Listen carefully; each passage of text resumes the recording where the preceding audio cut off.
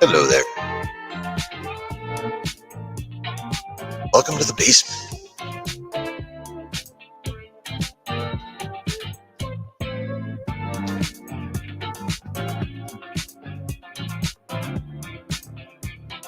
It's been a toasty week weather-wise.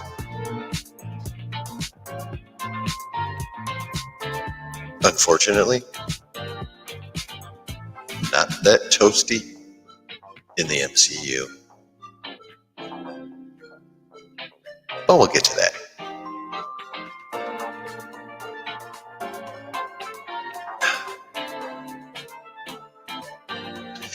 In the meantime,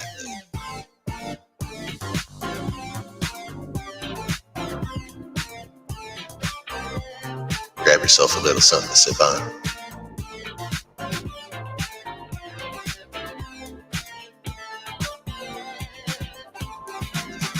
Light yourself a little something to smoke on.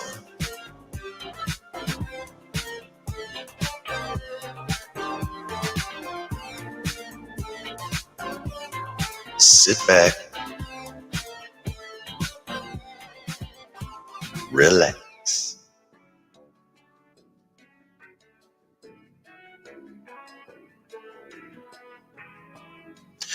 Because this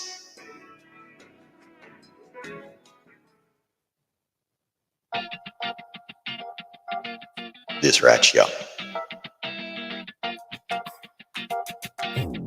is the Saturday Night Show.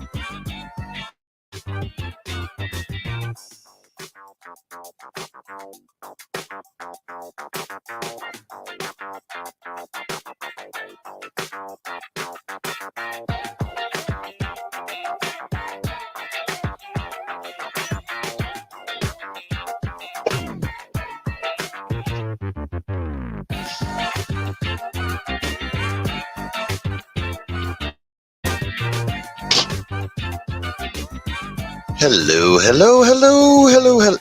I hate it when it blinks like that. Hello. Welcome to the Saturday Night Show. How is everybody doing?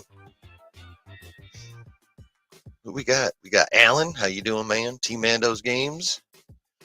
Brooks here and David's here. How is everybody? And for those of you on the replay, how are you? Did everyone smash a like on the way in? It's that thing that looks like this. Just gotta, if you're on your phone, just take your finger and, or if you're at home, your mouse arrow. Hey Jay, what's going on? And Sabersmith. Welcome. Welcome to the chill. Welcome. We got stuff, y'all. Not a lot of stuff, but significant stuff. Mostly having to do with the Marvel Cinematic Universe. Oh yes. Oh yes. We'll be delving into that pit. There's a couple little nuggets here and there, I think. But yeah, we're mostly going to be talking about that, and then, probably have a little Ask Chillin' Anything session. And I mean literally anything about me, my thoughts. I mean, I do reserve the right to be like, that's a little too much. But, for the most part, we can do that.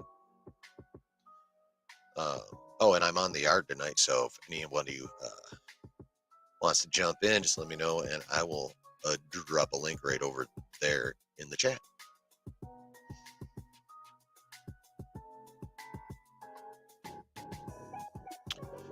But before we get into all that, oh, good. You guys are all having a nice little talk in there. I love it. I love this little community I have. You guys are awesome. And thank you for being here. And if you're catching this on the replay, thank you for watching it. Make sure to hit the like. And if you're new, just catching this because YouTube miraculously suggested me to you, go ahead and subscribe while you're at it. Tap that notification bell so it's fully colored in. That way you know anytime I do something, when I drop something, when I make content, when I put it out for you to enjoy.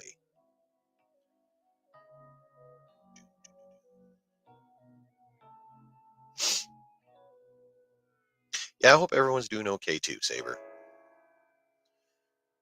I don't know about you, David, but everyone over here in the Western Hemisphere, have we all been pretty much fucking cooking this week or what? It has been hot, and if it hasn't been hot, it's been stormy. And if it hasn't been either of those, it's been hot and humid, at least here in Michigan. I don't know if anyone here is out in the, the more dry southwest part of the contiguous 48, but over here in the Midwest, we have humidity. It sucks balls. I know you're down in Texas, Jay.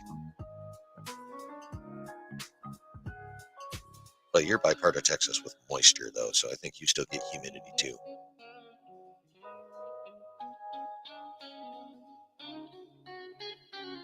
Hot and humid in Arkansas. Oh, yeah, I have no doubt, brother. 107? 107? 107 there in Texas? Holy shit. Are they going to have more fucking blackouts like they did when everyone needed heat? Now all of a sudden the fucking system won't be able to handle all the AC draws? Hot as Hades, even out in the evening still split. Yeah. Yeah, sweaty balls. It's definitely a problem. 75 in Washington State. That's comfy. Has that been the high, or is that just currently?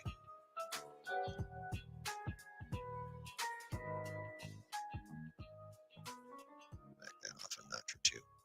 There we go. That's a little bit better. It's to the point where 100 feels like a good day. Good God. Right? I'm glad I don't. Yeah. Well, I mean, even the most southern part of the U.S. doesn't live near the equator so much. High today was around 85. Okay, yeah. Yeah, it's getting a little toasty there, too. It's crazy. You know what's cool? I figured out how to manipulate my browser to where I have dark mode on StreamYard now. Because when I first turned this shit on, oops, well, that's all fucked up now. Bear with me. There we go. Hopefully I didn't get anyone motion sick. It's been about average for this time of year with a few torrential downpours. Yeah, we've been getting some hella storms over here too. But yeah, when I first was setting up like the screen from the screen, the glare from the screen when I had StreamYard pulled up was essentially washing me right the hell out. Like you could even barely see I had facial hair. It was crazy. So I did a little quick research and I figured out how to force dark mode. And so, I mean, it is a little weird because like there's no frame for the screen. So if I were like took myself out of the stream, it'd be like a solid black. It's a little wild. Building a Dobby Lego set while we chat. Found it at a comic book shop for cheap. You mean Dobby like Harry Potter Dobby? House elf Dobby? Master gave Dobby a sock. That Dobby?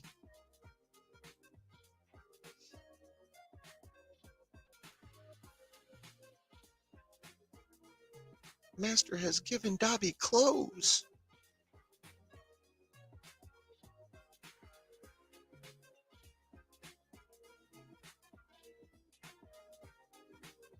Dobby is free. Ah, yes. He's a fun little character.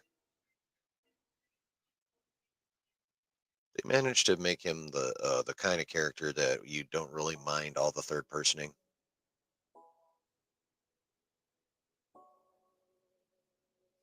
Oh, damn it. Okay. You're gonna have to bear with me for a second.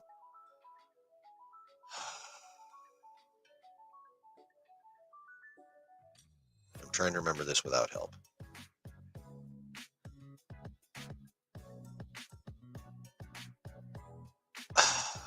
It's like right there. All right, Parker Lewis can't lose. Who's the big dude that always referred to himself in the third person? Because he's the one that made that cool. Well, technically the writers did, but he acted it out and made it cool. Coob. Fucking Coob.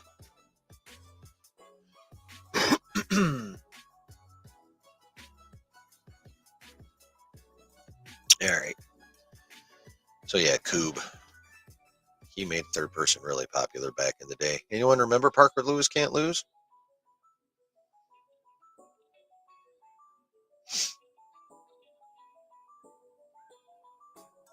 Anyone remember when he took over for Daniel Jackson on Stargate? What's his actual actor's name? Yeah, I'm probably not going to come up with that one out of any kind of miracle this time. I have no idea. Yeah, well. Anyway, if one of you thinks of it, or, feels like it, go ahead and toss it in the chat, but I'm not, never heard of Parker Lewis. Well, it was a big show here in the States on the Fox network back in the day, in the 90s, I believe. Yes, in the 90s. Back when shows about teenage rejects were pretty cool. That was a thing here for a while. Cats, can't trust them.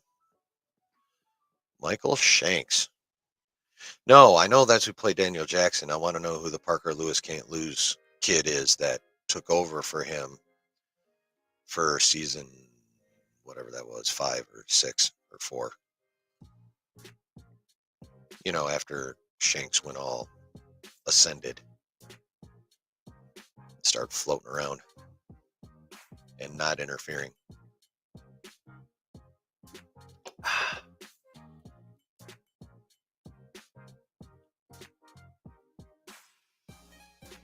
Yeah.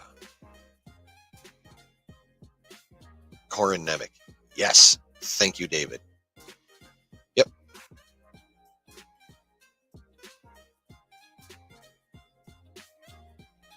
Yep, good old Corin Nemec. Yes. Thank you, Alan and David both. Appreciate it.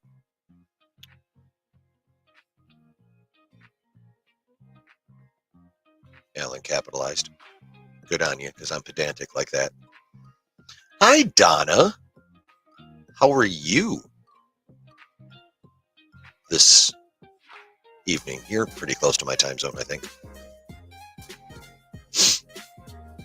Well, I mean, it's 9:15 here on the Eastern time zone. So, yeah, it's evening across the contiguous 48 / North America / Canada and the eastern half of Alaska. Western half's probably still in late afternoon. How far behind is Hawaii? Isn't that like another 2 or 3 hours behind the West Coast? Good. I'm glad to hear it or read it. You know what I mean. Oh, I'm going to be getting into that, Brooke. Ooh, Invincible. I'm going to have to fucking watch that. What's that on? Is that on Prime?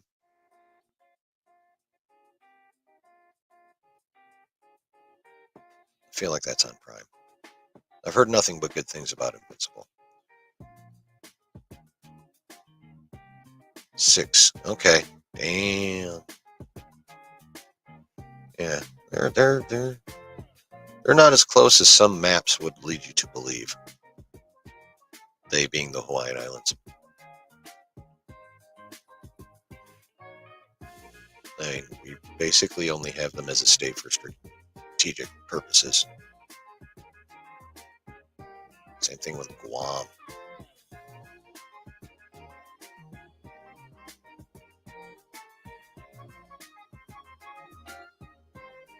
Oh yeah, it's going to be a random night.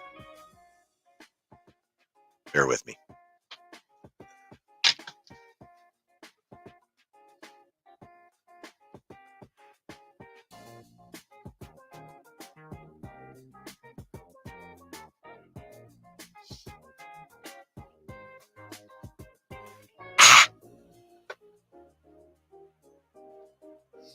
Ote.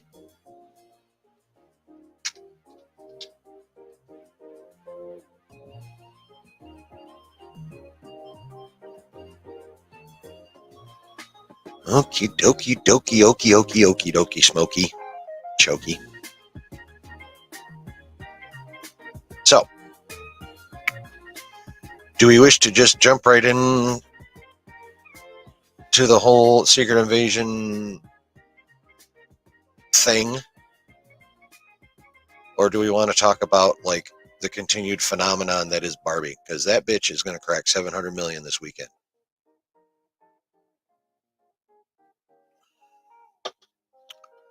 Ah, Dan, how are you? I will explain that, actually. Yeah, let's just process the fact that a Barbie movie is going to be above 700 million by the end of this weekend. Well, at least that's projected.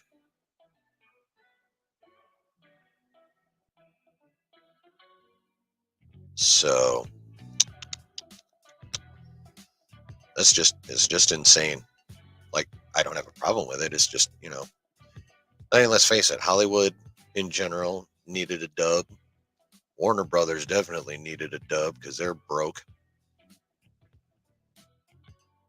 Okie dokie artichoke. Nice. I mean, I don't plan on getting into the movie. Just the phenomenon it is in the pop culture zeitgeist currently.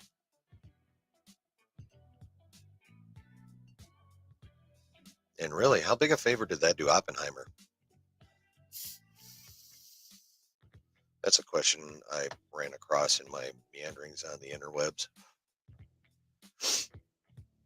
Would Oppenheimer be doing as well as it's doing, which is, I think, about to crack 300 million worldwide, if I recall correctly. I did that on purpose. This time. But yeah, it's just a phenomenon. So I just wanted to speak on that real quick. Okay. I've been fired up about this for a couple days now. So I know my show's called the Saturday Night Chill, but it's hard to be chill when the IP I love is giving me booty cheeks that are smelly like poo and sweat.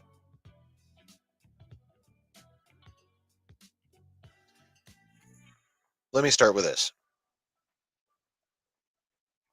Barbenheimer time. Yeah, it's Oppenheimer because I'd heard Barbie was bad. I mean, it just depends on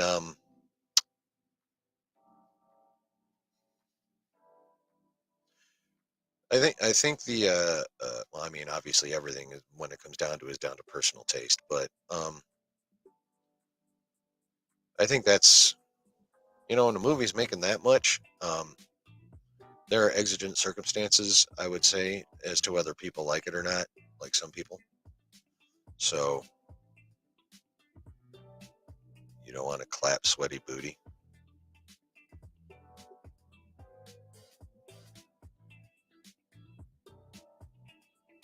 I mean, generally by the time I'm done with like my preambles and shit, that booty's already going to be sweaty. So,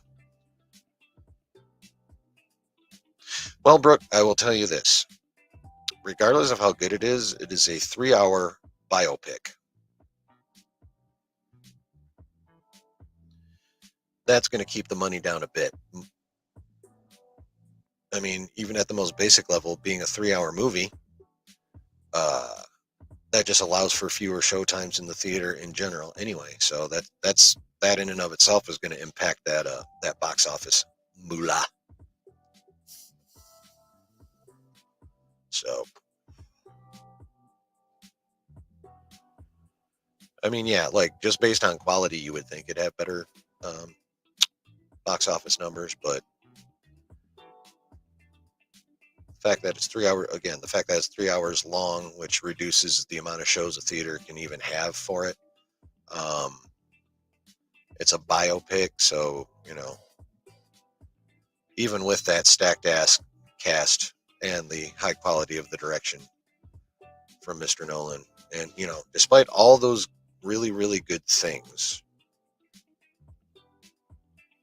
it's not like a blockbuster. Yeah, it's not like a blockbuster. It's not a I love you, babe. It's not a tentpole feature, studio feature, or anything like that. It's just a really damn good movie about a really really intelligent dude who built a really nasty weapon, or significantly contributed to the building of a really nasty weapon. So I'm going to check out both tonight on the laptop, hoping to add Mutant Mayhem and the Haunted Mansion to my watch along. See, that is a movie I'm not the Teenage Mutant Ninja Turtles. I'm actually looking forward to that. I've seen there's a couple other YouTubers I follow online that like just basically just do like all the movie stuff. They're not they don't limit themselves to nerdy shit only. That's they're reviewers of film, and they were digging the Turtles, so I think that's exciting. Jesus, wow. But yeah, I'm definitely looking forward to the Turtles. Haunted Mansion is guaranteed a streamer for me. I don't give two shits about that, even though Rosario and her gorgeous self is in that. I'm saving all my Rosario chutzpah for Ahsoka.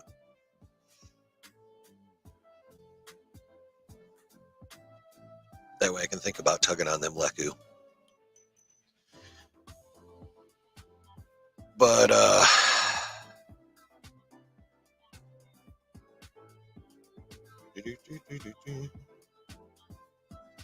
so we got to delay the inevitable for another couple minutes.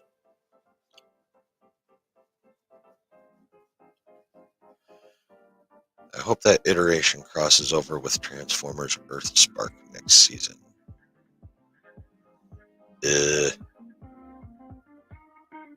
Oh, that iteration of the Turtles? Turtles.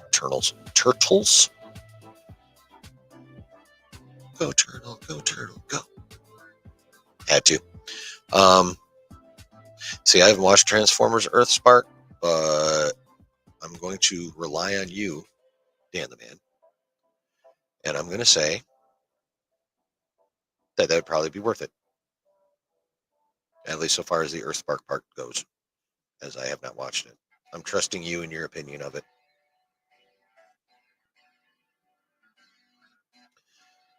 But baby must be getting. Ahsoka isn't giving any play to anyone while she got that bird in her. Bird? The hell are you talking about?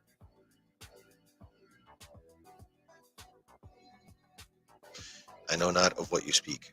At least it's not computing for me right this second.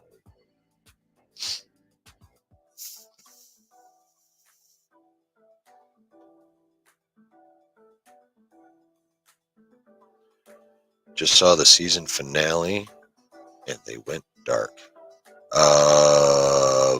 Secret Invasion?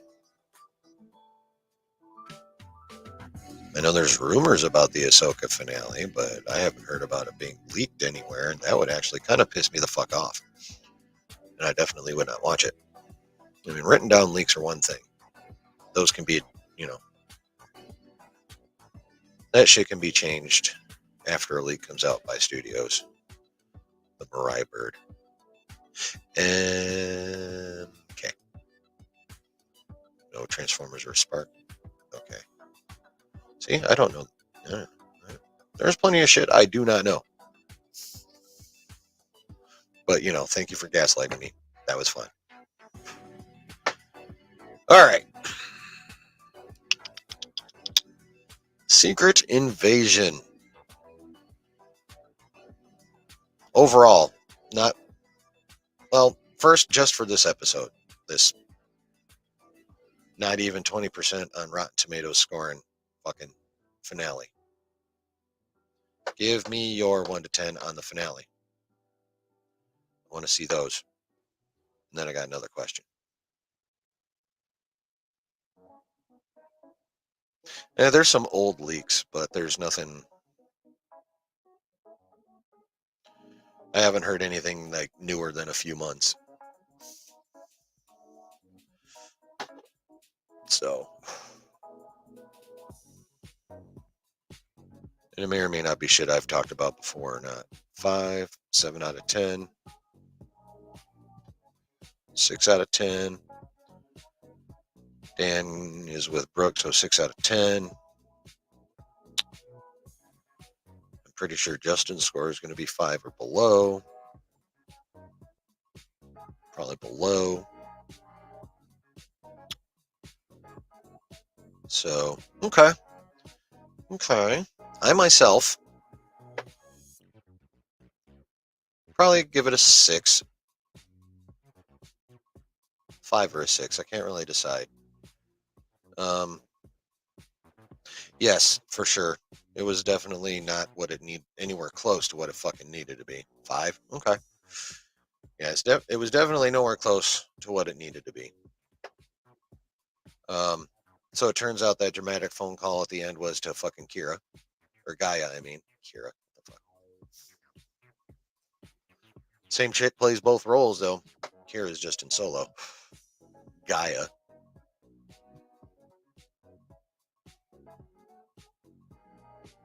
So what we have is the actual Fury going to the hospital to talk the president out of starting World War III. While at the same time we have what appears to be Nick Fury, because of the show they only showed what we thought was the real Nick Fury heading to the New Skrullos / condemned reactor / Super Skrull factory to meet with Gravik. And then we have just like someone taking down Secret Service with a dart gun. But we don't see who. Okay, I won't talk about anything I know about Ahsoka. Other than that trailer was fire. Rosario Dawson in general is fire. Natasha Liu Borduzzo.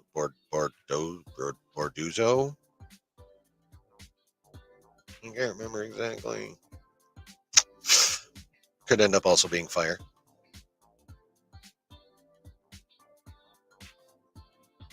So,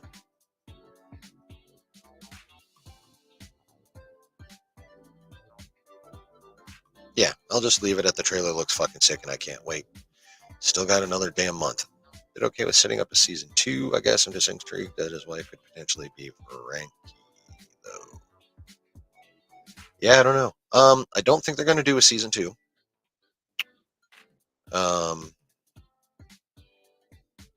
If they do, I don't know where they would toss it in at, because from what I understand, it's absolutely terrible. No, but definitely not what. Yeah, exactly. Definitely did not. It was definitely way more tame than what I thought it was going to be, for sure. But yeah, there's going to be no.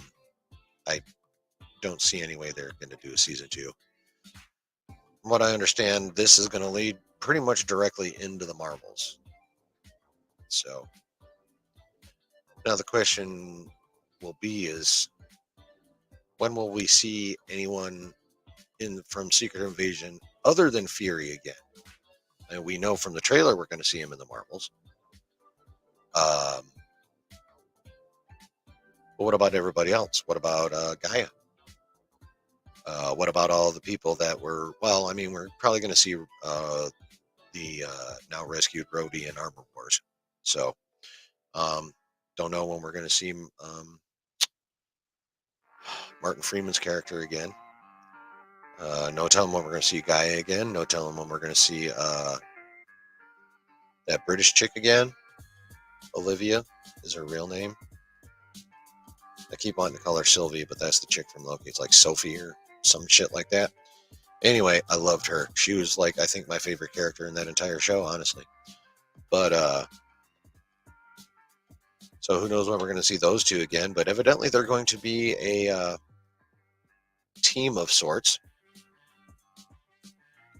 Helping a guy in the present starting more Skrulls, killing innocent humans doesn't seem like something that'll be brushed off. Yeah, no, they're definitely going to have to deal with Ritson declaring war on every alien on the planet, which, hi, the Stanleys, which, by the way, includes Asgardians. Don't forget, we've had new Asgard since Endgame, or actually since Infinity War.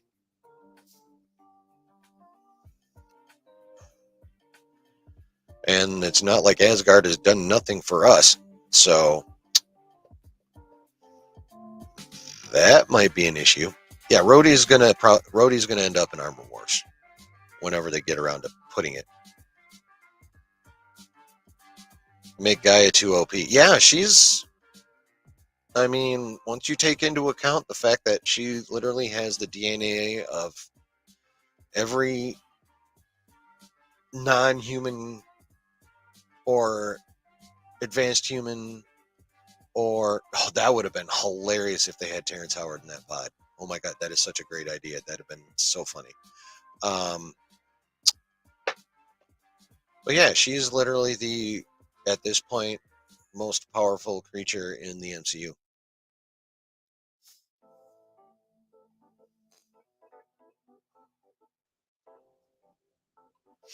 So, yeah, her level of power is a little nuts.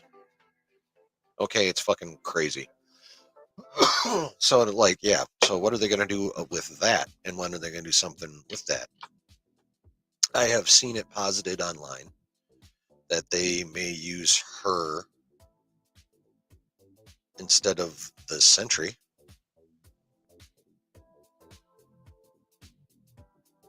Yeah, you're right. They probably couldn't have afforded him. And holy crap,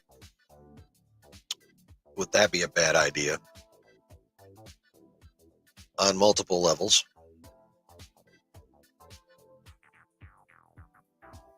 It would be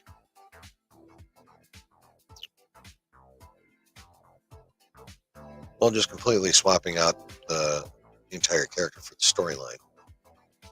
Number one. Number two, she's going to be busy working with the UK and attempting to lead the Skrulls. I think that could be the MCU version of Abigail Brand. In the comics, she was an alien mutant hybrid. Here she seems to be a hybrid. Right. Yeah, it'd be nice if they it'd be nice if they locked that down soon, and they really should have locked that down in the finale. Yet another missed opportunity. But yeah, as for the speculation that she could replace the Sentry, that would be just a horrible idea. Like even that character has nothing in common really with the Sentry, other than like they're both fucking OP as hell. Shit. So, and then there's all the other considerations.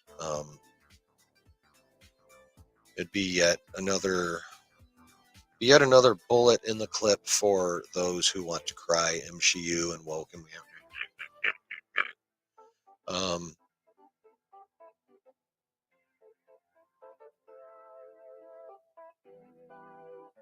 Yeah, it'd just be bad, and it would result in that's the rumor.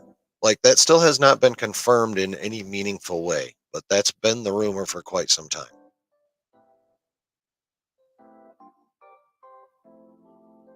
And I think that'd be dope because I love Steven Yeun. He acted his ass off in The Walking Dead. He really did. I still haven't seen Squid Game yet, or whatever the hell. Is he in Squid Game? I think he's in Squid Game. And there's another show he's in too that I haven't watched. But yeah, I like me some Steven Yeun, and I'd love to see him as Sentry.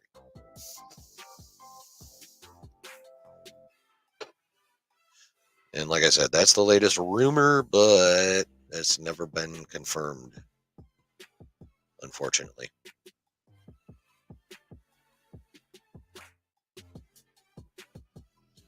But yeah, like I said, that's complete and utter online speculation. But I'm not even happy to see it, really. Like, they should do Beef. That's the one I was trying to think of. Beef, yeah. Not fucking Squid Game. Yeah, I heard that show was magnificent. I heard he was magnificent in it. Yeah, Beef. That's what's for dinner. Yeah, I heard that show was awesome. I heard he's awesome in it. So that's on the Netflix, right? Sentry on the screen. His backstory is dope. I have seen videos on it, and I have read about it on the interwebs. So,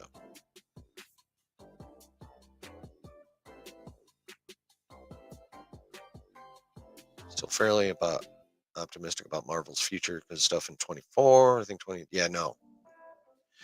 The rest of this year we just got to slog through, and probably more of 2024 than we want to slog through because of the strikes that are currently ongoing. And according to some executives on the producer side, they are perfectly willing to let it go a long ass time. It gives off Radioactive Man vibes if he's going to be in Thunderbolts. I'm not super familiar with the Thunderbolts. Like I said, I only really know what I know about Sentry because I researched it. He voices Invincible in the TV show, Invincible Anime. Yeah, I've heard of that. I've heard that show's really good too. So much stuff for me to watch. It's insane how much shit is out there to watch. Like, honestly. So it's just crazy. And then this damn finale. We're going to circle back to the finale.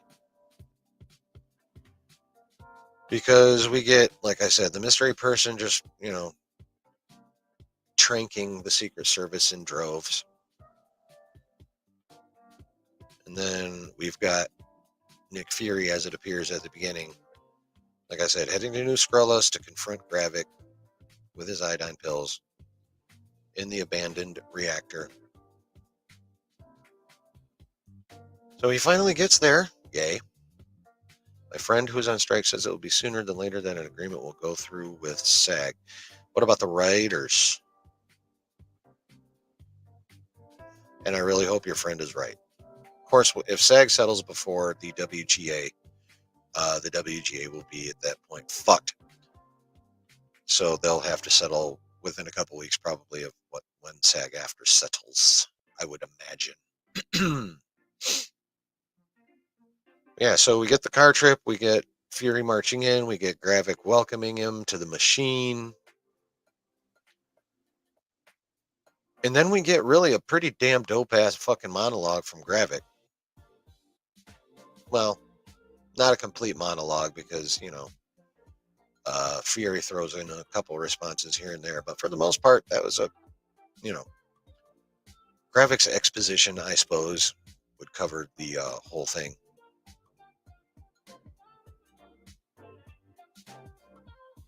Needs to pay his house payment, right? Well, I mean, that's what that one executive said they'd be waiting on. Gravik's character Samuel L. Jackson's acting saved. Yeah. And the British chick, Olivia Colman. It's not Sylvie. Sophie? Was that her character name in that? Sophie? But yeah, she was fucking dope. Yeah, so we got like really, really, really good exposition from Gravik. And then he's like, and in conclusion, thank you for the harvest. And he goes and throws it in the machine. And without bothering to kick Fury out for whatever reason, he goes ahead and gives himself all. I think that Eve episode is a special episode, not the start of season 2. Okay. Yeah, goes ahead and leaves Fury in there. I would guess because he thinks that machine's going to finish him off because of all the energy and radiation. Goes ahead and gives himself the harvest. Realizes that somehow Fury is still alive. Goes to squish him, and it turns out that Fury is a now also super OP Super Skrull, Gaia. And then they have a fight. It was an okay fight. It's probably where most of the money in that budget went, was that fight sequence. But it was overall kind of underwhelming, honestly, that fight. And then let us not forget the hospital scene when it is finally revealed that that's where Nick Fury is. Sonya. Okay, thank you. Yeah. By Atlanta to let us know that this is just the beginning. My takeaway is the strike not ending until their demands are met. Yeah, well, maybe they should borrow the dude that's Dune for the Teamsters, because he just took UPS over his knee and spanked them, from what I understand. Holy shit. You want to hear about or read about a labor union just totally owning a company? Research the Teamsters and UPS negotiation that just got done, which had to be done by Monday. By the end of Monday. But yeah, I read a couple articles on that, and that dude showed nothing is happening to UPS now. They were negotiating with the Teamsters because their contract ends 11:59 p.m. Monday night, and but I saw an article where the contract has been negotiated. I mean, the Teamsters still have to vote on it technically, but from the couple articles I read, it would appear that the head of the Teamsters was personally involved in the negotiations, and the end result was they got pretty much everything they wanted with little to no concessions on their part whatsoever. So, yeah, I might have to go work for fucking UPS, bro.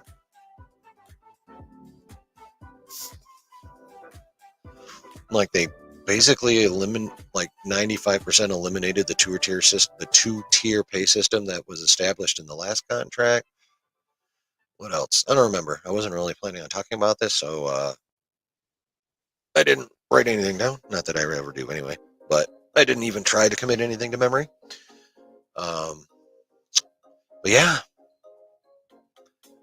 I do remember the gist, and the gist was the Teamsters took UPS and went whoosh, whoosh, whoosh. So, but everyone's staying working there. Iger will lose more if he doesn't work it out. The nanny will get everything she wants. Yeah, well, it's not up to just Iger though. The SAG-AFTRA is negotiating with the AMPTP, which is, I don't fucking know, the Associate of Movie and Television Producers or whatever. Anyway,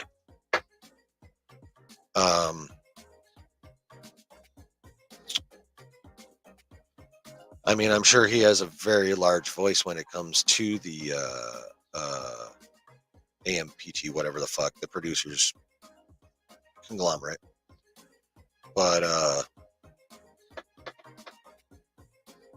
Yeah, that's a group decision. I'm wondering who would be a good replacement for Iger if Iger falters in his goals. Well, I don't think Iger is going to go anywhere until he fixes stuff, because I do believe he's come to realize that he's the one that fucked it all up in the first place. So they're getting paid $21 an hour with air conditioning in the trucks. Oh, UPS? Yeah. But the CEOs will have to do something. Yes, they will. That is for sure. Dude, I didn't know that happened. Makes me scared for my small teacher salary. Yeah, well, I mean, are you part of the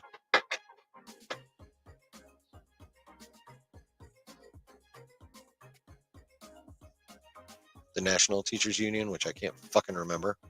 NEA, National Education Association, is that it? I'm behind on my unions. I've been keeping up with the UAP UFO news. No. I know there was a big hearing on Wednesday. I haven't gotten around to seeing what was actually said. But I am definitely going to check that out, because how is it not fun to talk about aliens? I mean, come on. You can speculate about alien shit all fucking day. So, yeah, I definitely am going to get into that.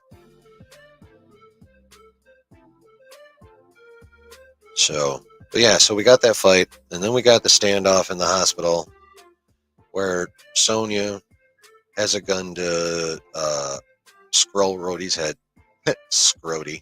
Someone, I heard someone say that. I fucking love that. Scrody. So, Sonya's got a gun to Scrody's head. Fury's attempting to convince the president that, he needs to stop the thing, and that Rhodey's a Skrull, that he is Scrody. And I don't know why they dicked around with that so long, because we all saw how fast Sonya revealed her boss to be a Skrull. All she had to do was shoot him in the leg through the hand, and poof, Skrullage shown. All she had to do was shoot Rhodey in the leg. Skrullage would have been shown. I know they had to dick around for minutes, trying to, with a trust me, I don't know, trust me, I don't know, trust me, are you sure? Trust me, but he's been a friend, blah, blah, blah, trust me, trust me, trust me. And then finally, fuck it, blast him in the head. And then, Skrull, and the bombing gets called off.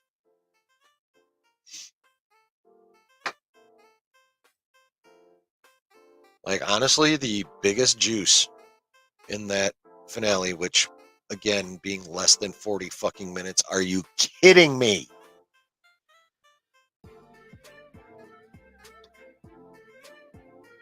Less than 40 minutes for the season finale of a 6-episode show.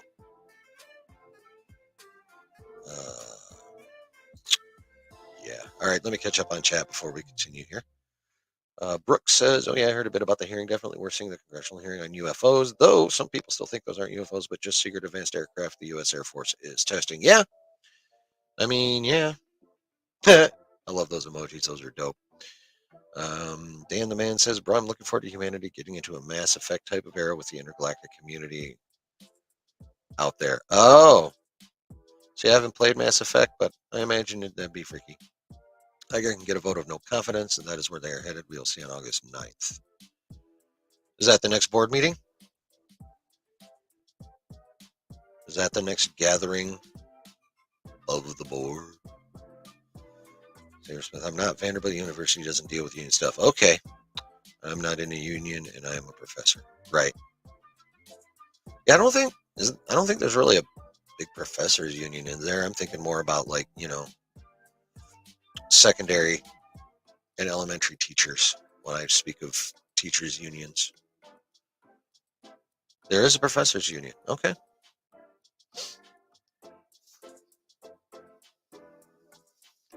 I love learning new shit. Hitting so hard. Are you about to die, or is it look up Salvatore Pais, excuse me, an engineer who supposedly filed some patents with the Navy around nuclear fusion propulsion, and anti-gravity devices. Might have some stuff to do with UFO tech. Really? That's cool. I'm going to have to try and remember that. I have to go back into the chat maybe after this is all over. See what the fuck I need to. Need to check back up on. All right. So, yeah. So we got all that. I mean, there was some cool stuff. I mean, the fight wasn't bad. It just wasn't like, holy shit, look at that fucking fight.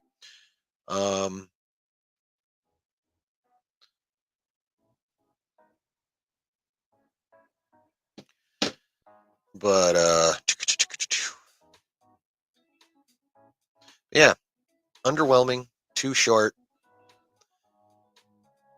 But that nut job speech by Ritson, that completely bigoted, xenophobic, and really considering who the teachers union is for all levels of education. Okay, cool.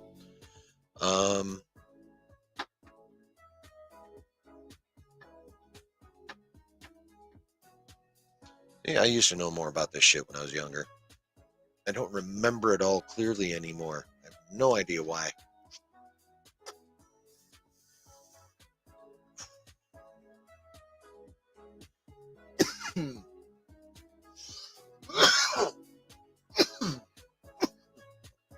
Fucker.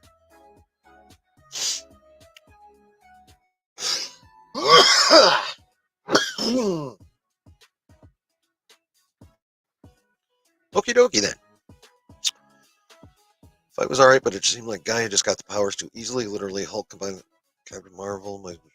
I mean, she got the powers just as easily as Gravik did.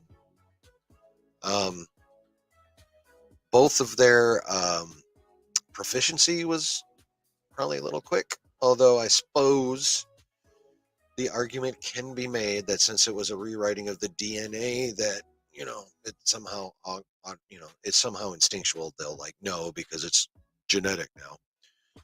So, I mean, I think that's a stretch, but I suppose that's a plausible explanation. But it is definitely fucking a weak explanation. Both Gravik and Guy becoming so powerful, I'd like to have seen a longer fight. Yeah. Yes, a longer fight as part of an overall longer finale with a little more character shit and, what have you. Professors at Vandy are not union either. Okay. I mean, unions are only where they've been organized and voted in to be, so obviously Vandy has done nothing of the sort. The speech was wrong in a lot of ways, but if we were thinking about just Marvel and what it can mean moving forward, it's kind of interesting. Yes, that is exactly it. And that's the part I really want to dwell on, which is how this could affect things in the MCU moving forward. And like what how much this dude has really started. Sabersmith, we have a choice. They mastered the use too quickly. Same issue with the woman from Moon Knight. Oh, the Red Scarab, Scarlet Scarab. Hi, Carrie. How are you? They master the use of their powers. Yeah, no, I got you. But yeah, no, I agree. They, like I said, I felt they got a little too proficient. They both had some really good plot armor with that one.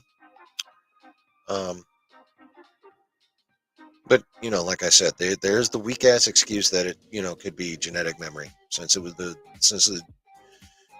Christ, me and my words right now. Fuck.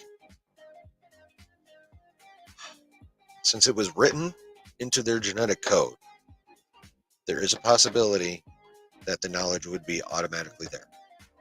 And I'm sure that's the explanation that Marvel/Disney is going to go with, even though we all know it's weak as fuck. Remember, Josh was super hyped about Secret Invasion, but 2 episodes in his head. Yeah, I mean, I think we were all pretty hyped for. Well, I can't say all. There's a decent amount of people who were really hyped for Secret Invasion. I was one of them. I mean, it's fucking Secret Invasion, bro. Skrulls doing nasty shit. I know it pisses. Well, actually, no, it shouldn't. But they underutilized the Skrulls. They underutilized.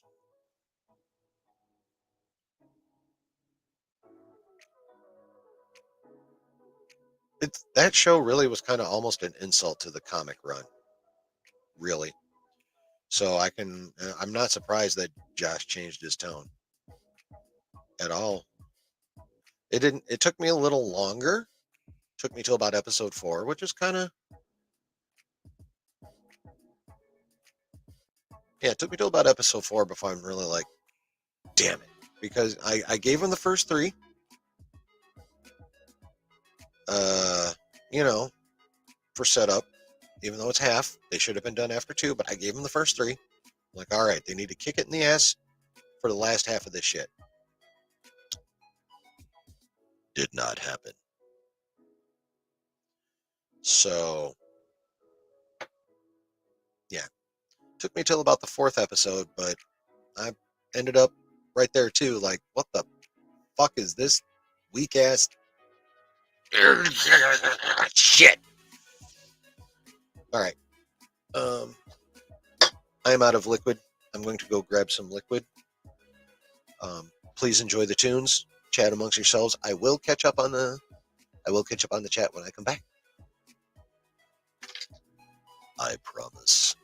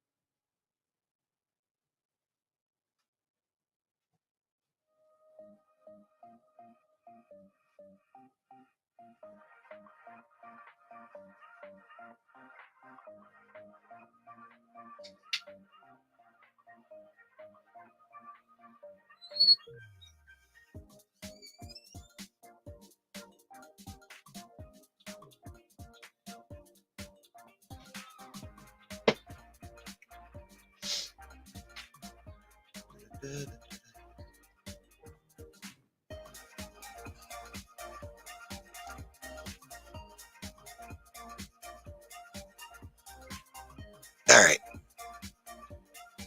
Do do do do do.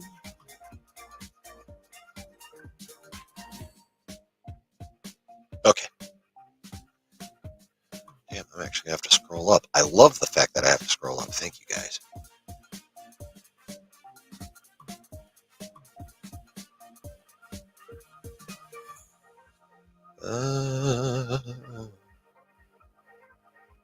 Okay. Oh. What about the? All right, yeah, here we are. The Stanleys. What about the Asgardians in New Asgard? Are they going to be kicked off the planet? Well, that's one of the things that's going to make things potentially interesting as we go forward in the MCU. It depends on how much they're going to run with it. Obviously, well, maybe not obviously, but I feel like, well, I mean, we know because of Captain America: Brave New World that Harrison Ford as Thunderbolt Ross is going to end up president. So we already know something's going to happen to Ritson. Now, will he be voted out because of what he's doing in regard to alien species on the planet? Will he get murked by one of the alien species on the planet for being a douche? There was that. There was that. There was that. There was that. There's the. Jesus Christ. There were those leaked photos where Harrison Ford and Liv Tyler, who obviously will be playing his daughter, were at a funeral. So it has been postulated that could have been the death of the president that they were attending. So Ritson could get murked. Ritson could get voted out. There was that one line from Fury about, after he saw that speech, Fury made that crack about that being dumb enough to, cause him to be only a one-term president. So, I mean, bottom line is we know eventually within a certain amount of time, Ritson going to be gone. however long it takes Captain America 4 to hit theaters. So, but but yeah. So I mean, obvious. You know, when we were all watching the show live, we're like, dude, you really want to go to war with the fucking Skrulls? And then all those random people shooting people they thought they were Skrulls. Sometimes they were right. In the case of the British Prime Minister, they were wrong. That Skrull had already been dealt with. So yeah, there's all that going on. There's the fact that not only are you taking on an alien species who are longer lived than us, stronger physically than us, and can shapeshift, and now at least one of them is the most powerful creature in the MCU. Probably not the smartest idea. And then, and that's all we were really thinking about at the end of that show is, wow, you want to take on the Skrulls like that? That's fucking dumb, bro. But yeah, there's also new Asgard. There's a ton of Asgardians hanging on the planet. You really want to try kicking Asgardians off the planet? Are you out of your fucking mind? Thor by himself could end a fucking army. Like, seriously. What the hell? So yeah. I mean, Ritson said all aliens. I don't think he obviously he did not think this through at all. So yeah, that things are going to could, if they are taken advantage of properly and then executed properly, like this storyline by itself could get really, really wild. And I'm sure it probably will. Now, is there going to be some kind of something between now, other than the Marvels, and Cap 4 that will deal? Because I don't think the Marvels isn't even going to deal with that situation anyway. The Marvels is a cosmic story, so this won't even come up in that anyway. The question is are we going to see anything that deals with it prior to Cap 4? Or are we just going to have to sit around and wait for them to deal with this one like we've been waiting for them to deal with that fucking adamantium celestial corpse poking out of the ocean from the end of Eternals, however fucking long ago that was now, beginning of Phase 4. So, hopefully, whether or not they deal with it soon or wait all the way till Cap 4, I just hope they deal with it in an epic fashion, because we are so starved for epic Marvel. So starved for epic Marvel. But yeah, I don't think Ritson thought that through. I think he's biting off way more than he can chew. Justin says that speech on what Nick is going to do is honestly the best part of the series for me because it opens up a lot. Yeah, like when they showed that part, I was like, or the epilogue, I suppose. I was like, damn, dude. They could play with this. They can really, really play with this, and I hope they do, because it could get, for ground level shit. Well, it's borderline ground level and cosmic because we're dealing with aliens here, but for what would mostly be a ground level story, it could be fucking huge, regardless.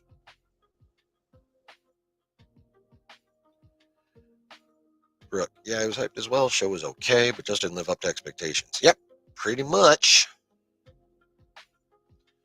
Carrie doing a bit better. Aaron, thank you very much. How have I been? Or how have you been? Bye. On average, all right, I would say.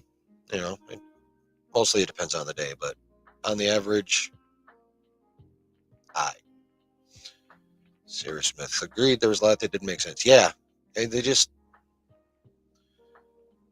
I mean, I was watching someone else do reviews of this show, and I thought, what was that? I think it's Mike Vogel on the Geek Buddies.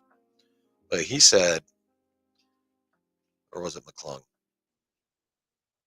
I don't know. Anyway, someone on the Geek Buddies said that like individual scenes were really insanely well acted, but just the overall story was and the show was just disjointed. And he's fucking right. Like that scene where with Fury and Varro when they're with the guns out and shit. A lot of Fury and Talos' scenes were fucking dope. Gravik and Talos was a good scene. A lot of Gravik's scenes were really good too.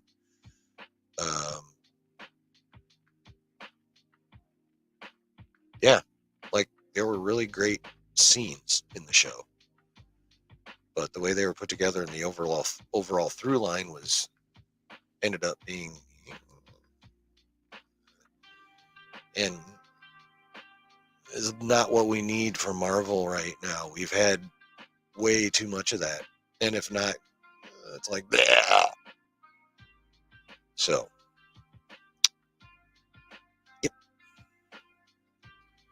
Justin, I definitely was hyped. It looked like it was going to be way more than just dialogue after dialogue. The trailers are better than... Yeah, kinda. Yeah, actually, forget I said kinda. Yeah, the trailer, yeah. Overall, I would say so.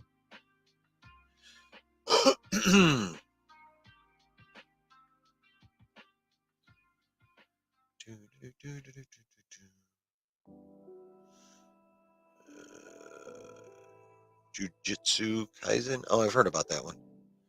Thor could probably destroy the militaries of multiple world powers easily. Yeah, if he gets pissed off enough and starts whipping down the lightning, for sure. Combined military force of G20 nations versus Thor would not end well for G20. No, I don't believe it would. Marvel's just seems like a comic film that could be fun as long as they don't overdo it with cringe jokes. Yeah, and hopefully that musical scene is short too. Like, I mean, this is a cosmic film. It's going to have to do with the multiverse. They need to, hopefully, the fact that they delayed it to do a ton of reshoots is indicative of a better product coming to us. Whether it'll be a great product, who the fuck knows? But hopefully that means we'll at least get a better product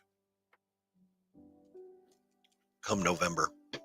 But here's something I just found out today. I don't know if this will really matter in the grand scheme or not, but since the Marvels got pushed back to where they are, Dune 2 is coming out around that same time, and Dune 2 has the IMAX theaters all booked. The Marvels is not going to see, or Marvels will not be seen on IMAX screens. Speaking of Marvels, I just hope it has some dope action. Yeah, that'd be nice. That would be nice. The multiverse stuff could be cool, but I don't know how dark they would make it in the Marvels. I don't think they're going to go too dark. However, I don't think it's necessary at this point. This is going to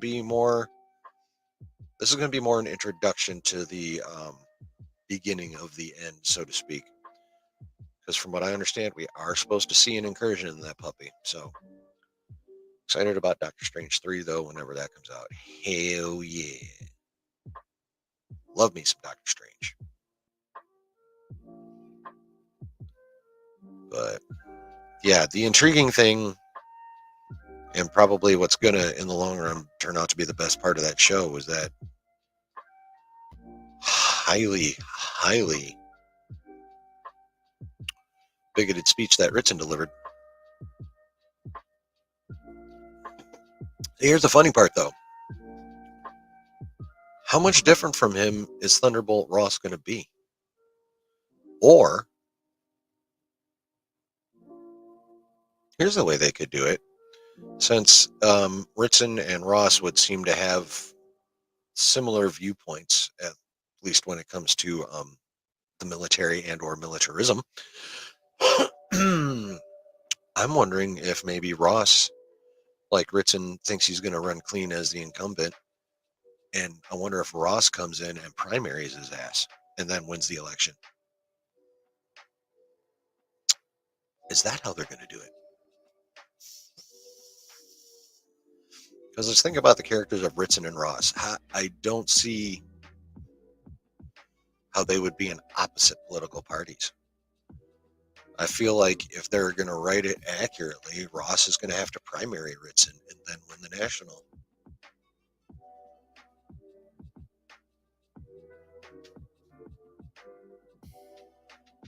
I mean, I know it's a comic book movie, but that'd be the most realistic way for it to happen. And, you know, there has to be some realism in comic book movies.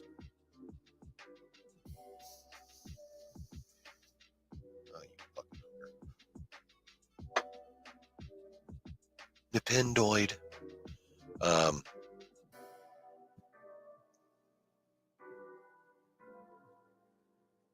What the fuck was I saying?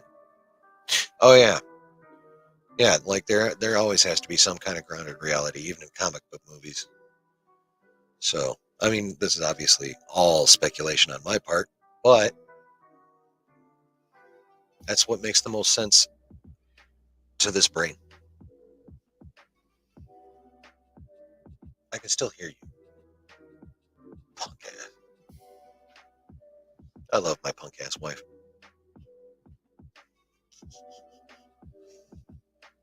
So, is there anything else I want to say about Secret Invasion? Could have been longer, could have been better.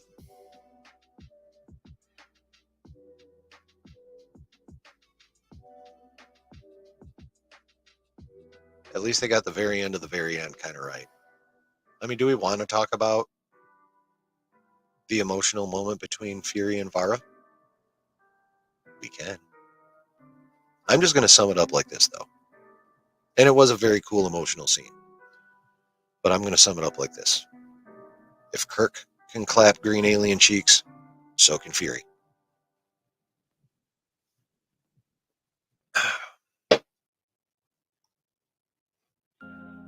That's all I got to say about that.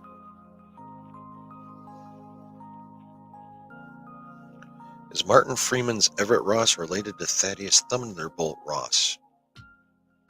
I have no idea. I never even really thought about that.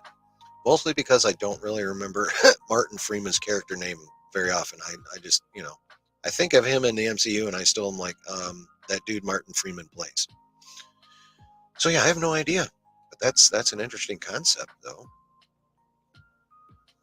Yeah, glad the show is over, but still feel like 6 episodes are too short. Yes, but at the same time, stretching it out may not have been a good idea if the script is not that great in the first place. That is also valid.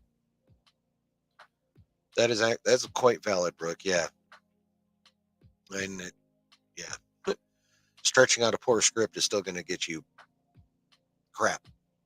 So, no, that's a very good point, man. Part of me is a little embarrassed for Samuel. I wouldn't go quite that far. I mean, he himself didn't do a bad job. He just happened to be in a subpar show, is all. Like, his personal acting was really good, at least for me.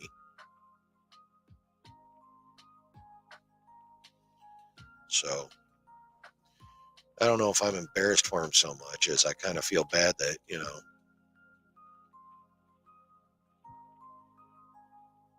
he ended up in something that could and should have been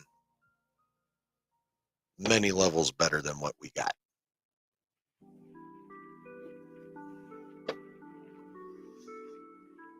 Oh, I'm not worried about his. I'm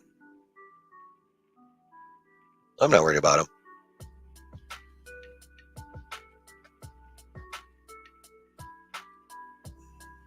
Samuel L. will be just fine. I mean, not every movie he's ever been in has been a banger. I mean, did anyone actually watch Snakes on a Plane? Literally, the only reason that movie was cool is because he was in it. Period.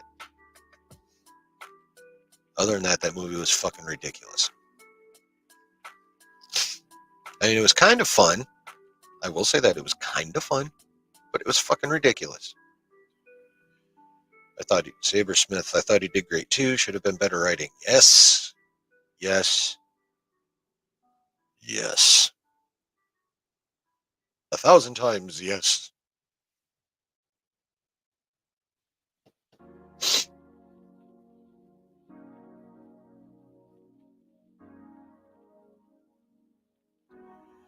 Yeah.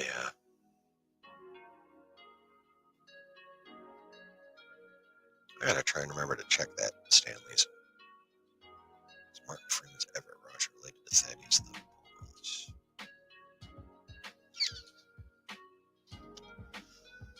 All right. Pure guess. Pure guess. I'm just going to go ahead and guess and say no. But I will say if yes, very distant relation.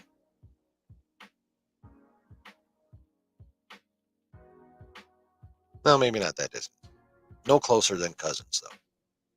I will say at best he's a cousin, but I don't think they're related at all. But like I said, that's just a guess.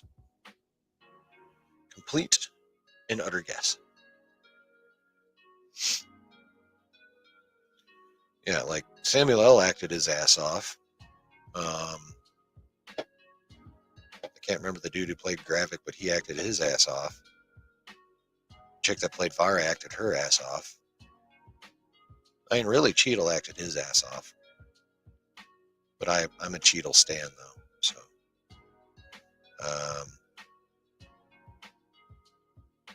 Emilia Clarke did, I think, the best with what she could with what she was given. That character was just written kind of whack. Period.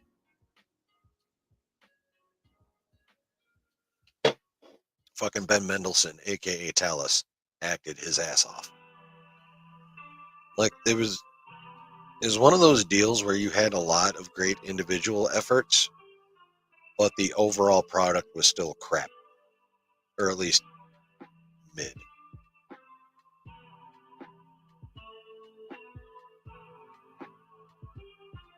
What's that? Yeah. Shine shit as much as you want, but it's still shit. That is exactly right, my love.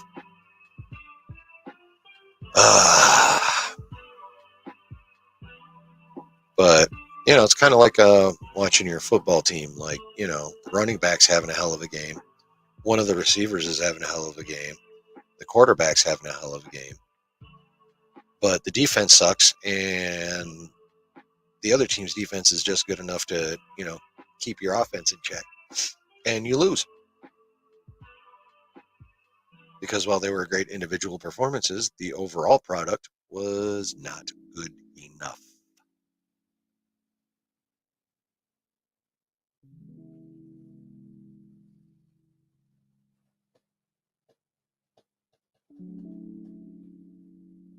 So, yeah. My enjoyment of the show pretty much came down to individual acting performances, specific scenes, and the fact that Ritson's speech is going to could trigger all kinds of fun shit if they deal with it. Which I hope they do, and I hope they do in a timely manner. As I'm sure the rest of us do as well. Because we still got 5 months left of this year. And not a shit ton to look forward to.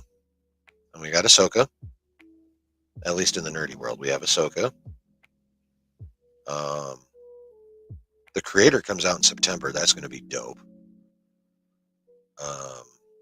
Or at least that looks dope. If you haven't checked out the trailer for The Creator, check it out. That movie looks sick.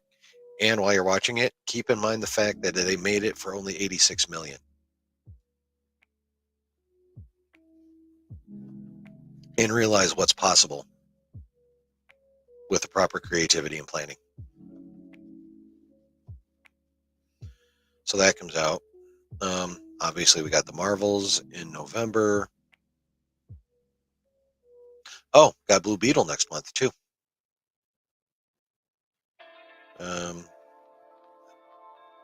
Aquaman 2 in December. Whoopty fucking shit.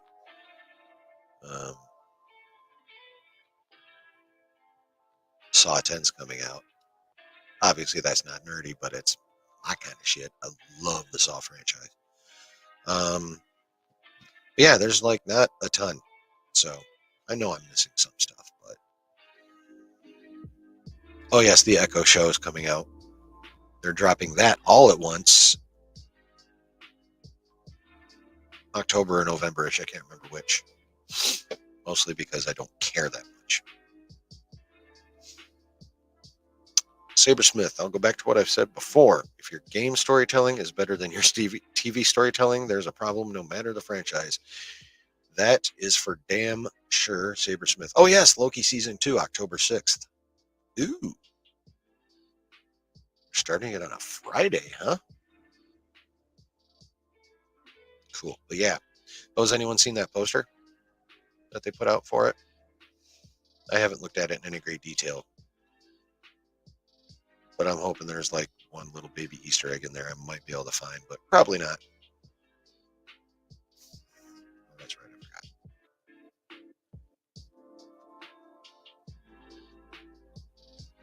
Anyway. So yeah, Loki Season 2, sweet.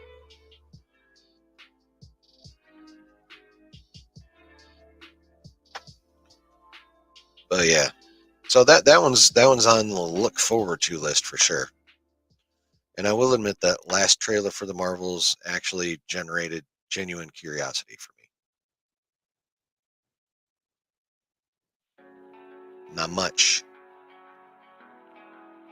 Squish my own head. Not much, but a little. The John Wick spin-off, The Continental, is coming. Oh yeah, that's right. What streaming service is that going to be on? Is that going to be on Prime? Oh yeah, Gen V, The Boys spin-off. That comes out later this fall too. Yeah. Has anyone seen the trailer for that? You should watch the trailer for that if you haven't seen the trailer for that. That looks dope. It looks so dope.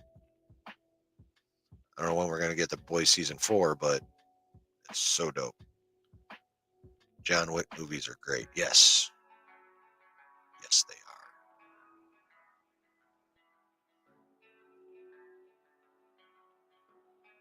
Yeah, I'm definitely going to... Oh, it's on Peacock?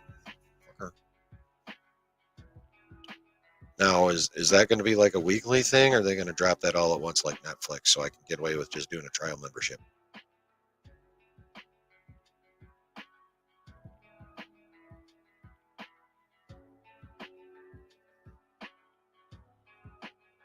I don't know if they keep it under like 2 or 3 months. Like the basic Peacock right now is like $3 with ads, so I might do that for a couple 3 months to watch that show. Anyway.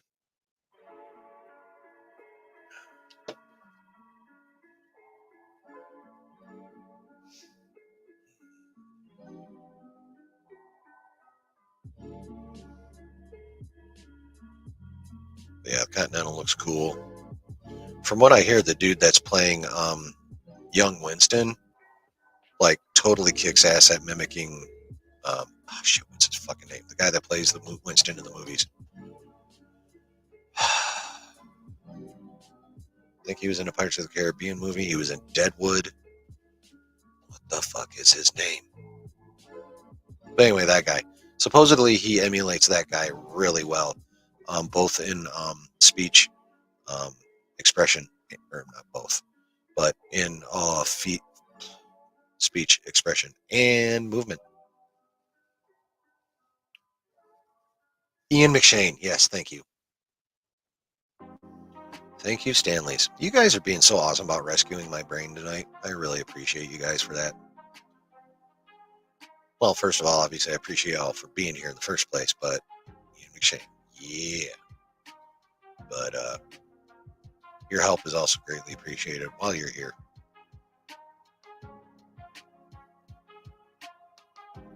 By the way, did everyone hit like? Evidently, you got to be pushy about that shit on this fucking platform. It's the part of this platform I don't like. I don't like having to be like, look at me, look at me, look at me, look at me, look at me, look at me. But if I wanted to grow this community, it's kind of what you got to do. So, although on the other hand, I don't mind a nice, small, slow-growing community either. Ian McShane was great in the John Wick series. Yes. Yes, he was. Ian McShane's just a damn fine actor in general anyway, so Loki in October, hype for that. Nope, it's not too far away. 3 months. Got about a month till Ahsoka. 3.5 weeks, something like that. Comes out the 23rd, right? I believe.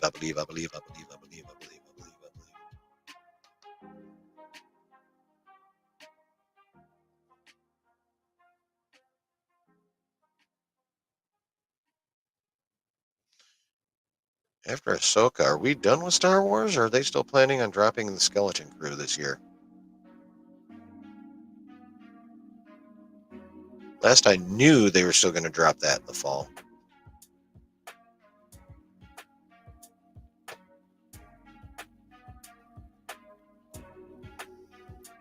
I'm not 100 on that. All right, people. I need to once again beg your indulgence.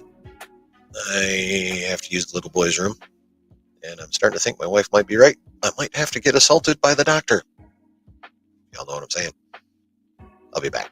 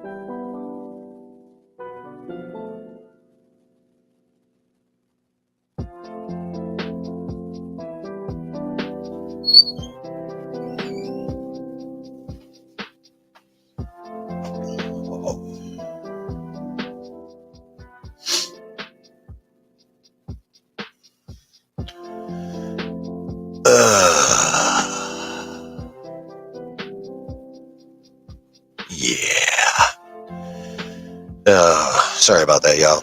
It's so great for retention on the replay, too. Well, actually, most people dip out much earlier than an hour and a half in anyway, so. Did I see the stuff about the Lando series? Yes, about the Glover brothers are going to write it. And of course, Daniel will star. Childish Gambino. Yeah, I saw that. That's pretty cool, actually. I mean, I thought he did really, really well as Lando in Solo. So I'm totally cool. I'm totally down. I'm here for that shit.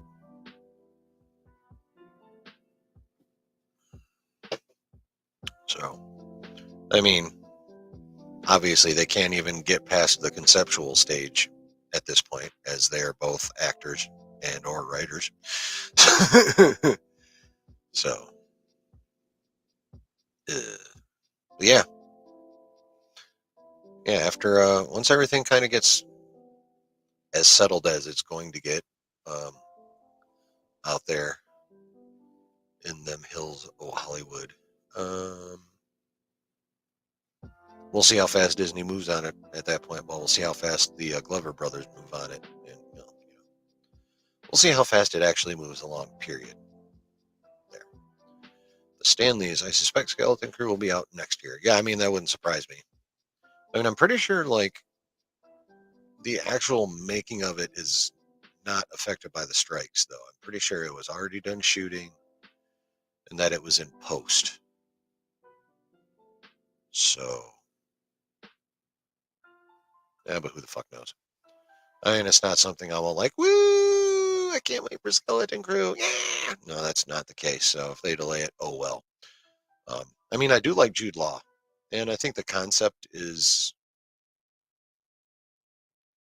intriguing or interesting, something like that. Um,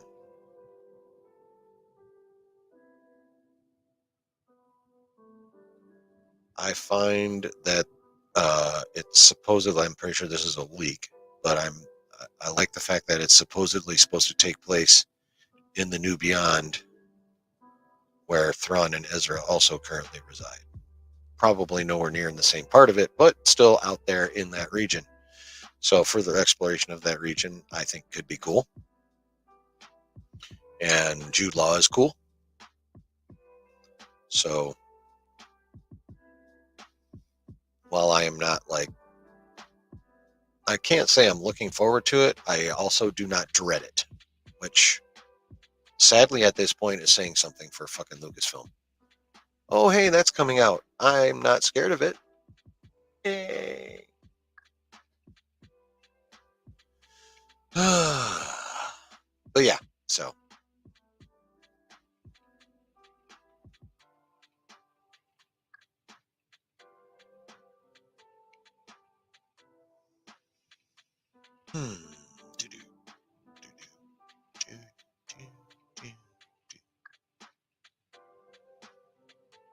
Well, looks like we've reached that point where. Oh, here we go. Haven't heard too much about Skeleton Crew. All I know supposedly has Stranger Things vibes. I've heard that too. I have heard that too. Of course, I'm going to admit to like a massive sin, and I have not yet watched Stranger Things. I have not hopped on that hype train yet. So I will eventually. I think this is the last season that they're going to drop coming up, isn't it? Is it not? So I may as well just wait for that and then just watch the whole motherfucker.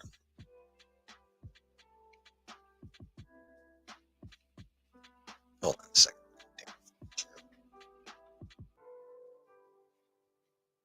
All right. There we go.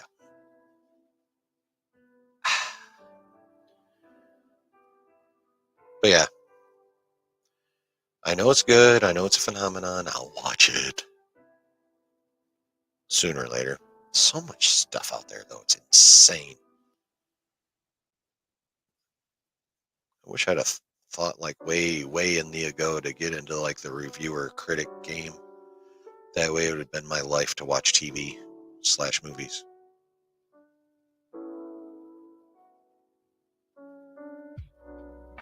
Yeah.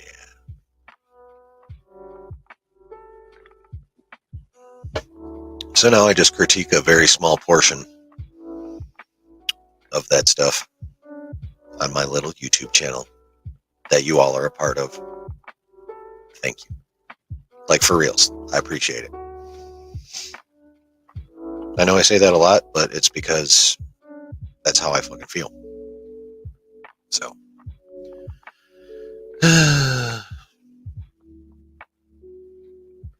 I've got so much stuff on my fucking Netflix list that's like new episodes, new episodes, new episodes, new episodes, new episodes. Yes, I know. And a lot of them are even final seasons too. So it's like I could be closing some shit out. I just haven't gotten around to it yet because I've been more into other stuff. This, um, just regular cinematic features in general. I've been kind of getting back into watching movies. Brooke says, I can't wait for Ahsoka to come out. Feel like I will have more to say on these streams regarding Star Wars. Well, we all will have more to say on these streams regarding Star Wars. At that point, got just a bunch of random movies, TV shows on my mental list of stuff to watch. Yeah, I know, right? It's insane how much stuff there is out there. Like I like people that like have like a regular job and then like do this or something like that, or being a critic or something, and having to spend like so much of the remainder of their time on that is like, I don't know. It's hard to understand how they have like a life, you know. I had a blast playing this game called Atomic Heart, taking a short break from Diablo. All right. I'm not familiar with the Atomic Heart, but just the name itself sounds kind of cool. Damn it, who left? Probably knowing the count on this fucking thing's never accurate.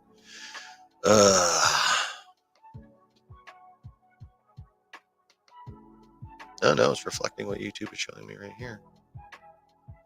All right, who the fuck left? You should just play games or watch a few shows here and there, a few hours after work, but also spend hours talking to friends online after work.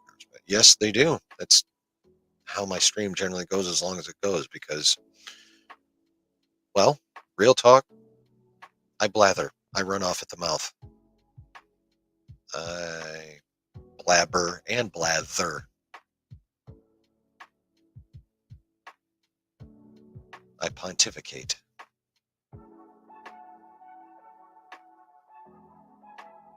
I am long-winded. I am full of hot air.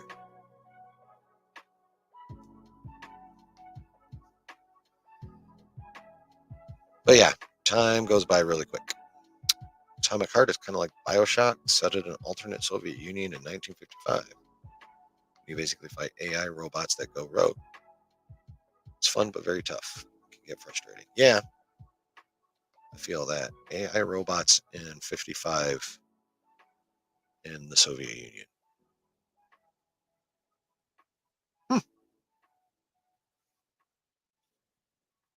Overtones of Terminator, but that's just because James Cameron made that shit first. Pretty much that boils down to, but it's kind of funny, like randomly on the, well, now the X. Elon's such a dipshit. Anyway, I have seen some James Cameron's out there dropping quotes like, I fucking told you. Basically is what it boils down to. Obviously, he's being much more polite. But pretty much what it boils down to is, I told you so, I told you so, I told you so in the 80s. So, and that's pretty damn funny. I mean, as soon as this AI shit started coming up, I'm like, James Cameron is a prophet. Fucking A. Or could be a prophet, I should say. Basically, some scientist creates new AI in the USSR in the game, but some other rogue Soviet citizen sabotages it. Okay, and the civilian use robots to become combat capable killers. Okay. That sounds like a fun game to play if I played those kinds of games. Boss fights in the game are infuriating. Well, I mean, they're boss fights. They're supposed to piss us off, probably.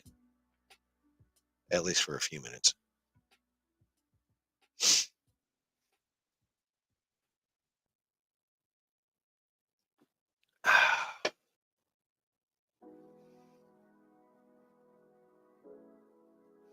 Anybody else have anything anything, any questions? And when I say any questions, I mean any questions. Doesn't have to be about nerdy shit. It can be about anything. If for some weird ass reason you want my opinion on anything other than this stuff, or if you just want to know more about me.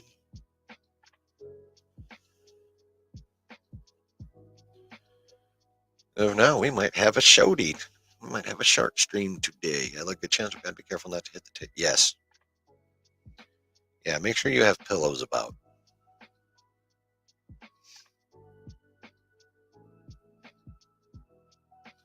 Just curious about the new Beyond and Ahsoka. I hope they do Thrawn's character well. Yes, I am. Yeah, when the new Beyond thing was, when knowledge of that first became available, I will say, that was definitely one of the things that appealed to me. Obviously, bringing in Thrawn is dope. Um, it's funny. I did not. The first time I read about Thrawn was not in the was it Heir to the Empire or Shadow of the Empire or whichever fucking blank of the Empire book he was in. First time, because I've been buying my Star Wars books in timeline order rather than order of release. There's a book called, what is it? Outward Bound, I think. Anyway, and this happens during the Clone Wars.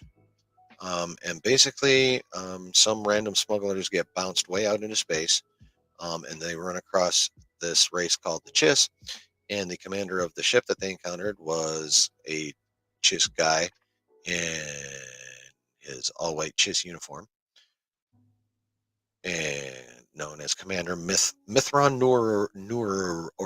Nurodo. Yes, I'd have to see it, but yeah. But basically, Thrawn for short. And he gets information about the Republic from those guys. Because, like I said, this happens during Clone Wars. So he starts heading towards the Republic. The outbound flight is heading outside the Republic. They cross paths, and it just so happens that the head Jedi in outbound flight is Joruus C'baoth. So, while everyone else knew Thrawn and Joruus C'baoth from books that take place after Return of the Outbound Flight, something like that, yeah. Outbound Flight, yeah, I think. The word outbound is definitely the first word in the title. I know that much. The book's out there somewhere. But, yeah, so chronologically, that's the first time you actually run into Thrawn and C'baoth, as opposed to later when Thrawn's actually working for the Empire and has himself a clone of Joruus C'baoth corrupted into a dark side user.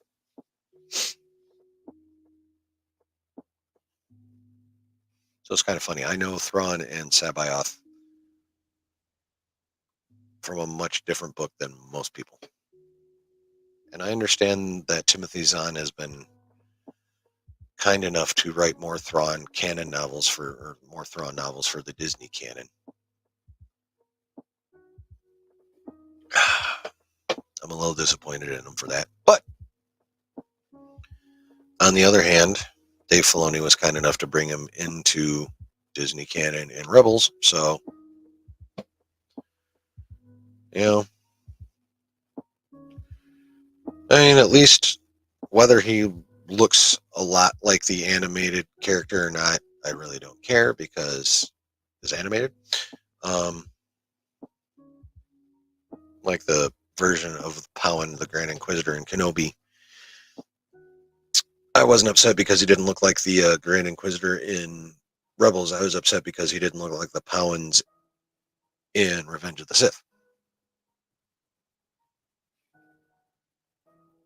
So, yeah, it was that one.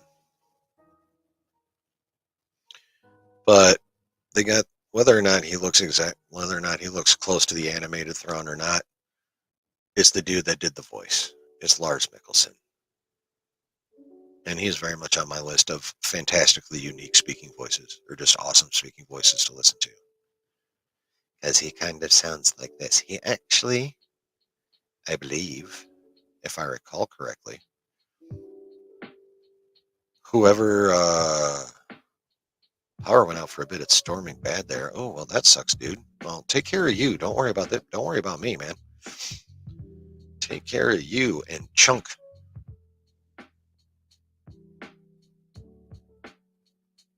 That's what's important, Britt. Take care of you and Chunk, and any other loved ones in your home.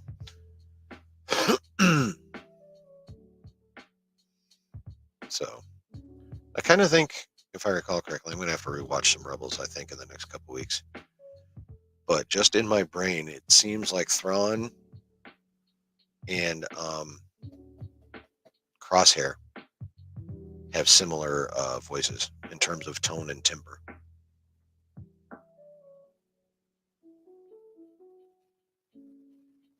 I feel like that's the case.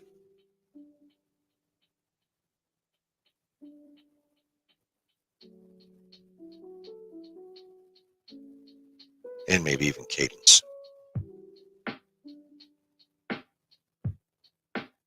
Yeah, well.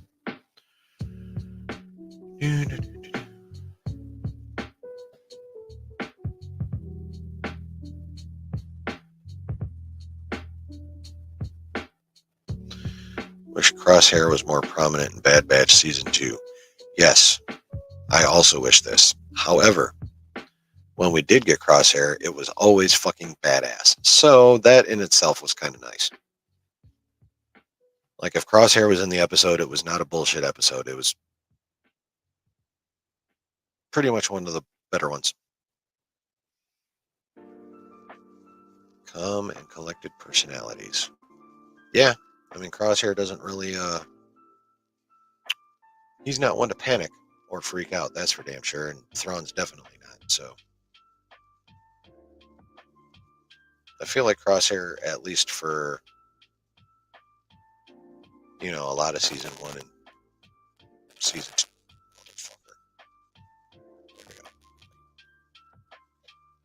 For a lot of season 1 and 2 was a bit more psychotic than Thrawn actually is, but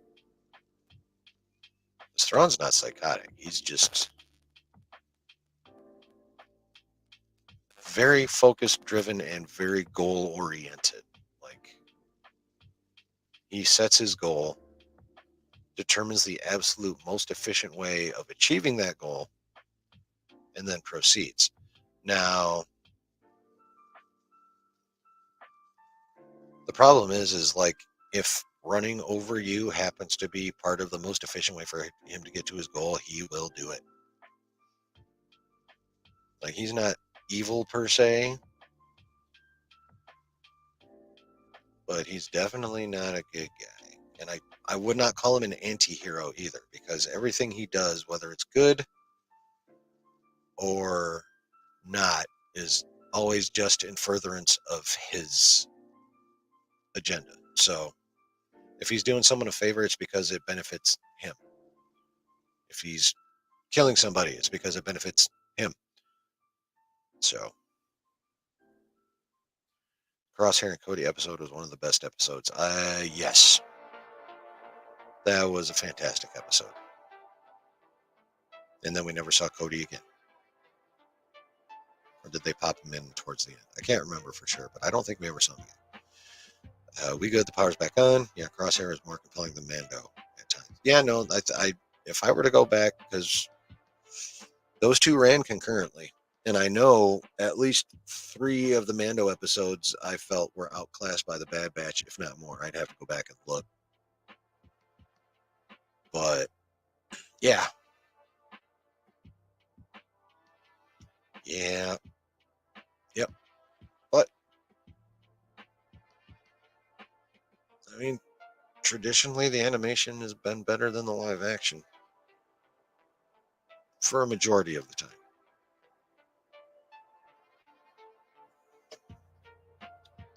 I would say. I mean, season 1 of Mando was really, really good. Season 2 of Mando was fucking epic. I mean, we all know what happened with season 3.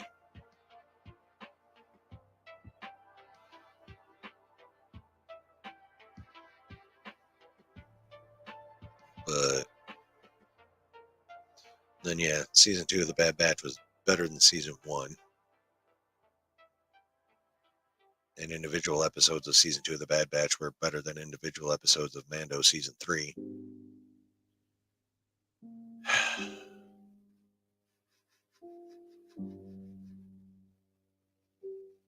Yeah, man. We've got a ways to go, people. And it's going to be a bit of time before Marvel gets turned around, but it's going to happen next year. I'm confident in that. Lucasfilm?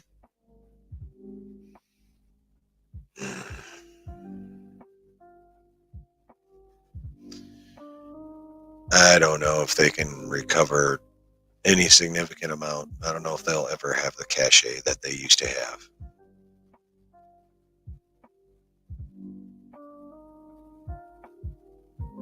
I don't know. We'll see.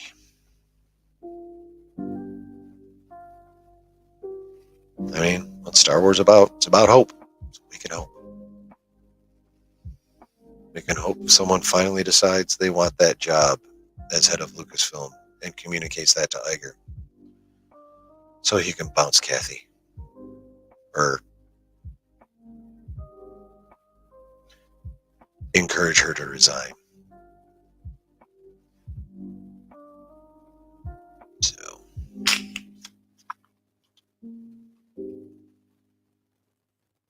But, you know, before any of that, he's just got to fix the fucking company, period, because Disney overall.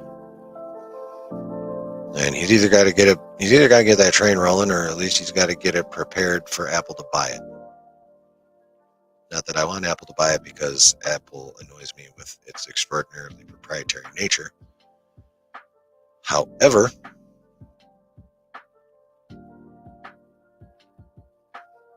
at this point, I'm willing to take the chance that RIP would be in better hands over at Apple. From what I understand, never having had Apple Plus, but listening to people who have, Apple Plus actually has put out really good content, period. So it might not be that bad of a thing. It might not. We'll see. Who knows? No, nothing's going to move as fast as we want. I'll say that for sure. And I'm not even talking about having that fucking, mosquito-sized attention span that most of the newest generation has. Not all of it, but a lot of it.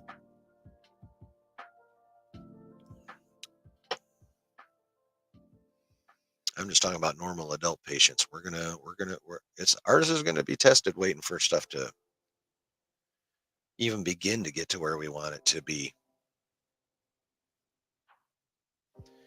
Them was just the facts. So I hope y'all are making lists of stuff to watch in the meantime. I know I've got plenty.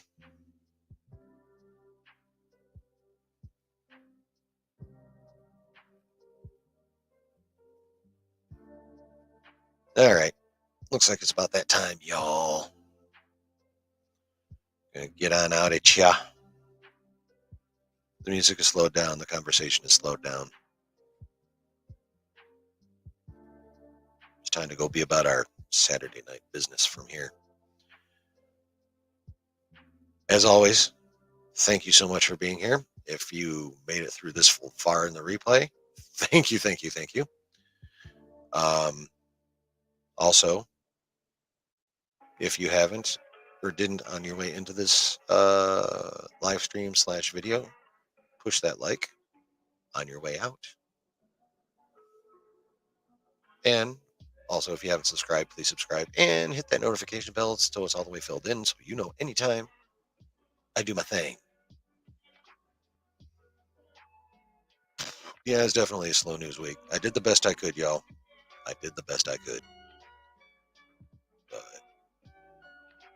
have a great rest of your weekend, everybody. And things are starting to settle down, so I may actually drop an actual video here sometime. Amazingly enough, kind of need to start getting some love from the algo again. Anywho, have a great rest of your weekend, everybody. Thank you so much for being here. I appreciate it. Much love to y'all. And like I always say, there's always a good time to be had when you're chilling in the basement. Bye-bye.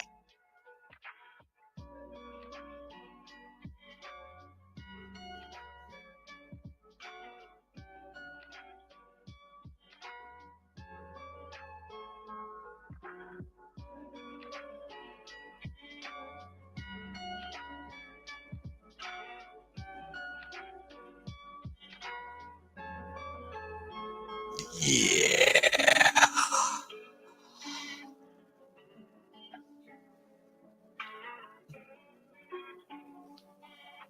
Definitely a slow news week. And even most of what we had to talk about was not that awesome. So, it is what it is, though, folks.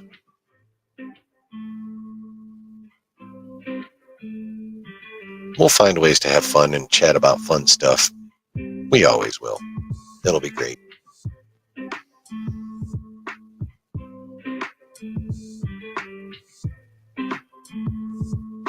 I think we did all right tonight, regardless. I think we did. And I say we. It's not just me.